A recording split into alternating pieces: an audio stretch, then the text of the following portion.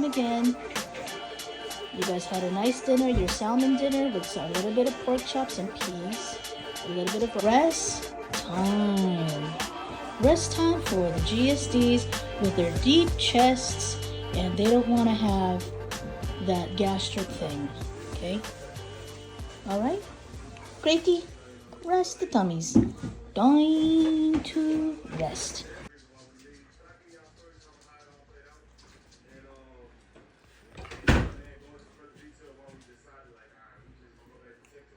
Just because the whole high-rise earthquake experience was traumatizing for them, and they have, young children as well. Time to rest. Pretty much in bed, Oh, Thor. Time to rest, please. Time to rest. Time to rest. Hey? You okay? It's a nice day outside. It's a nice day outside. Don't worry, we'll get to play. Just resting the tummies because you had a big meal. It's always the routine.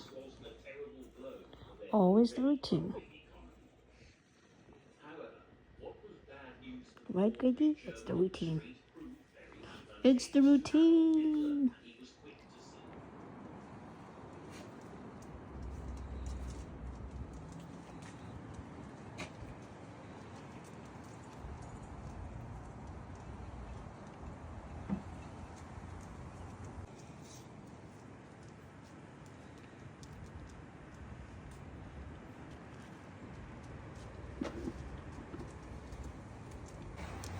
Back.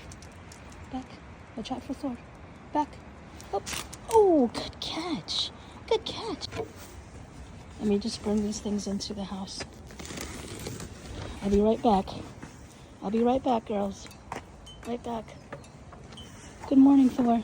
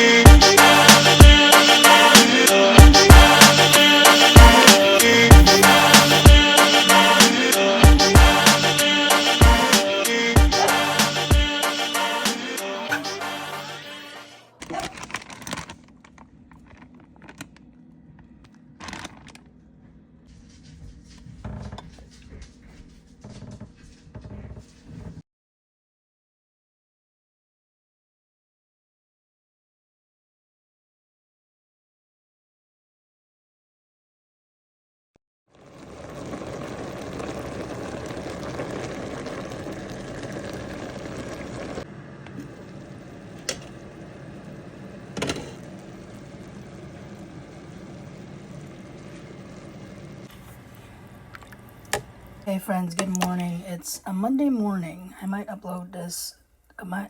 Excuse me. I might. Sorry, my Filipino accent comes up sometimes.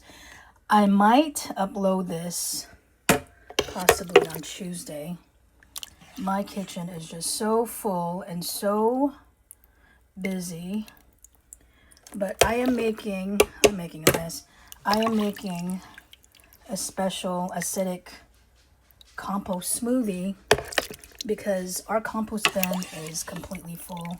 So all I'm gonna do, this is just orange and carrot peels. I purposely didn't add every type of vegetable here. I mean, you could do whatever you want, but I've been doing this for years. I used to have a little small homestead in Florida.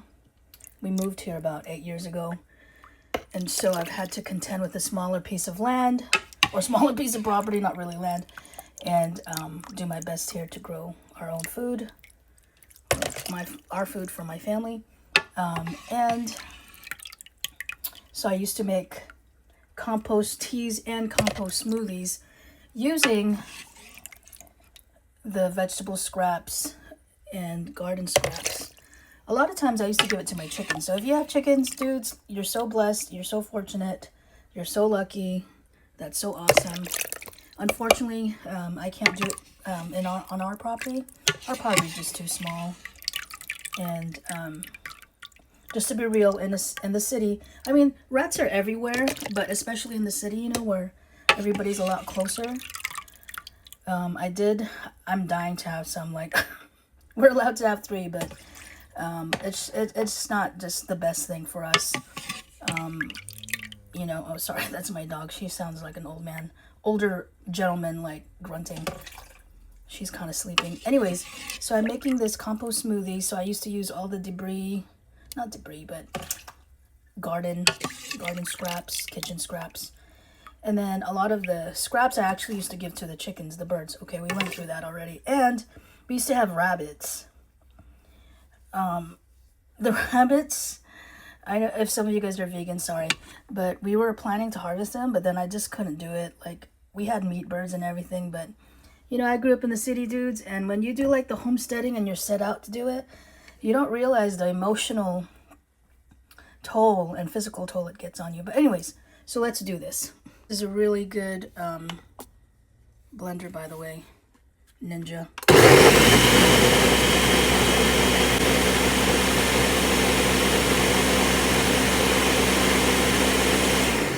With acidic soil or with alkaline soil, some plants like more acidic. So what I'm going to do with this, because, you know, I don't want to attract rodents or anything, I'm going to mix it in some soil first.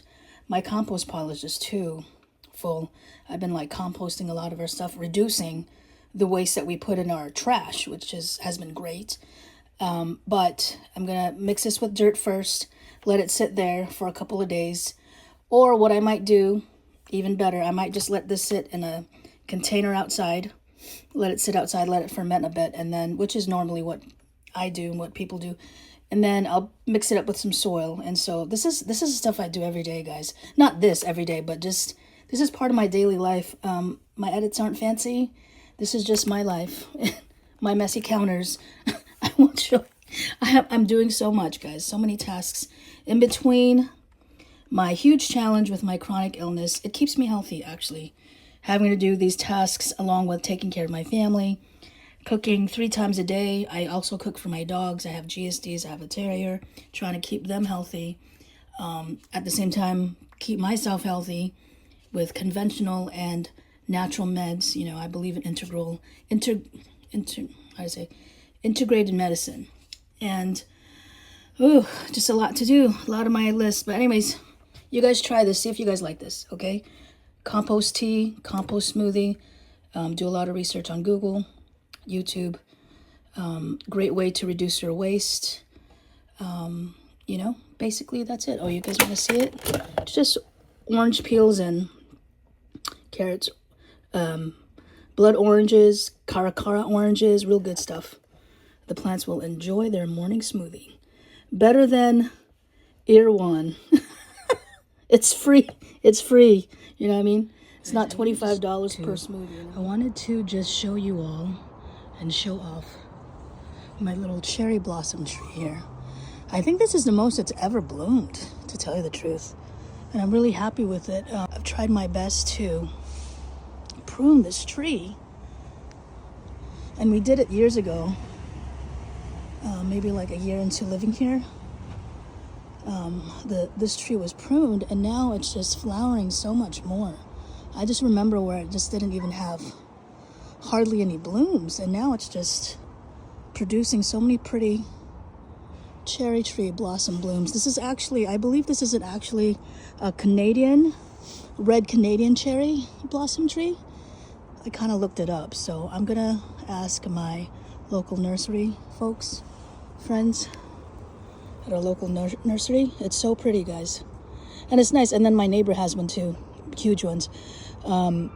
It's nice because I've been so busy to go to the cherry blossom festival that they're having in town, mainly because of my breathing problems and parking situation.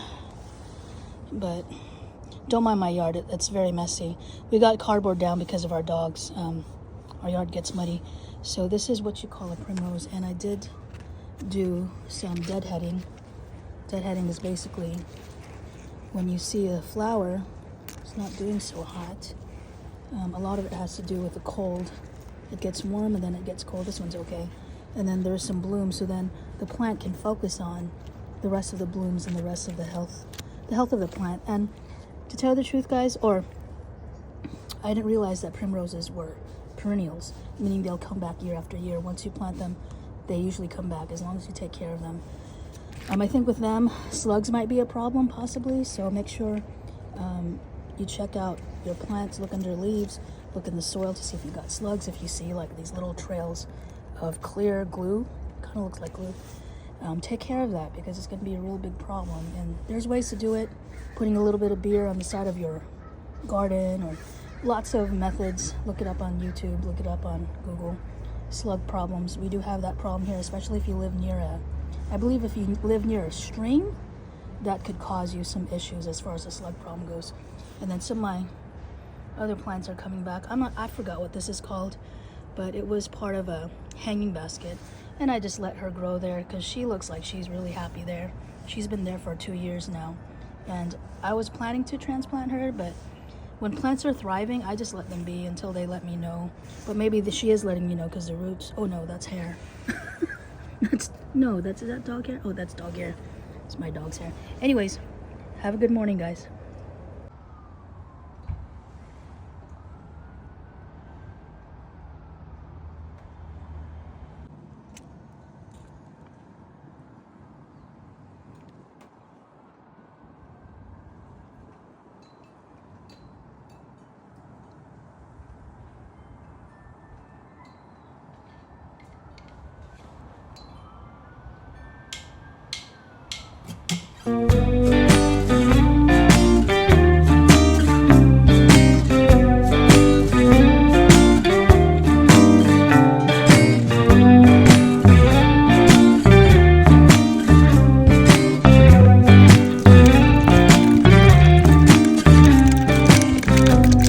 Guess you're really good at saying what you mean. Suppress my feelings, 'cause I know what's best.